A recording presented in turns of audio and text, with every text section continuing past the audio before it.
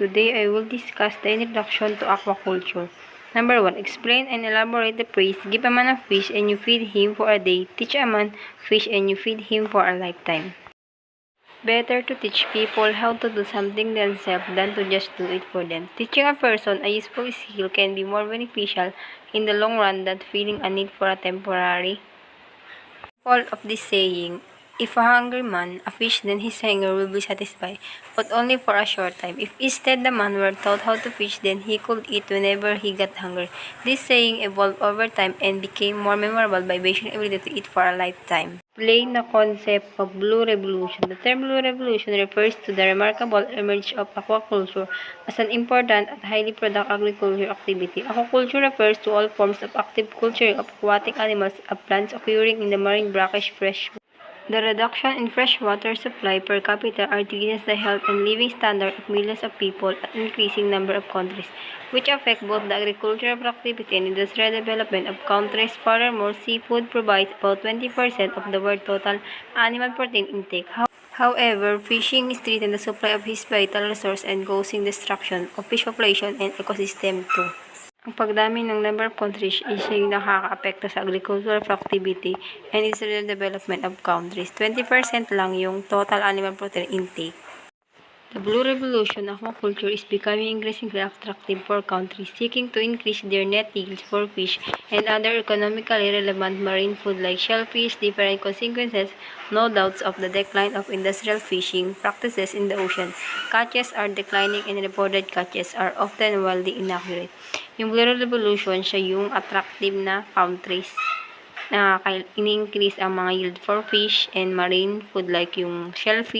The pros of the Blue Revolution: possibly support 50% of world seafood need, low fuel cost, high yield in low volume of water, reduces over-harvesting. Yung pros niya is 50% ng seafood kailangan, low fuel. The Blue Revolution generated steady flow of polluted wastewater and contributed to the decline of wild fisheries. Average salmon farm produces a volume of effluent equal to a town of 40,000 people. Polluted wastewater caused by the artificial feed, chemical additives, and antibiotics. Yung cause niya is polluted mga wastewater or chemical additives. Polluted wastewater also reduce supply of drinking water in the area.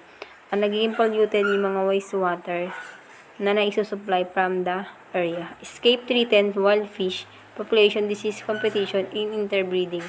Yung mga threatened na mga wild fish is mga marami population. Siya yung mga magkakahalo-halo, nagkakadisease sila. And based on the state of the world fisheries and aquaculture 2020 and Philippine fisheries profile 2019, summarize and explain the current scenario of the world aquaculture industry and the Philippines aquaculture industry, current trends in the industry, problem and issues, and where do we go from here.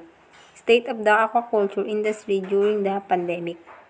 As this report being prepared, COVID-19 emerged as one of the greatest challenges that we have faced together since the creation of FAO. The deep socioeconomic consequences of this pandemic will make our fight to defeat hunger and poverty harder and more challenging, as fisheries and aquaculture is one of the sectors most impacted by the pandemic.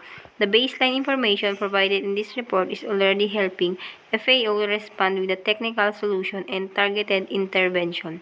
The State of World Fisheries and Aquaculture is the only publication of its kind, which for years has provided technical insight and factual information on a sector crucial for strategic success. Among other things, the report highlights major trends and patterns observed in global fisheries and aquaculture, and they scan the horizon for new emerging areas that need to be considered if we are to manage aquatic resources sustainably into the future. I hope this edition will have a greater quantitative and qualitative impact than previous edition, making valuable contributions. The 2020 edition of the State of World Fisheries and Aquaculture continues to demonstrate the significant and growing role of the fisheries and aquaculture in providing food, nutrition, and employment.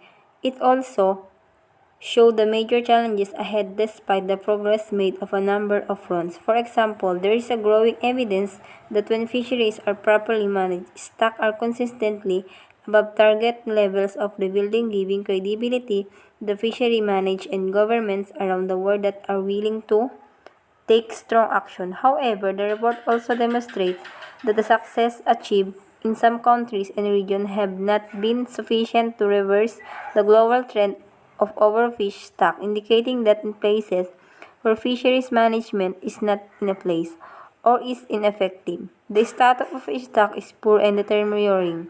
This unequal progress highlights the urgent need to replicate and readapt successful populations and measure in the light of the realities and needs of specific fisheries.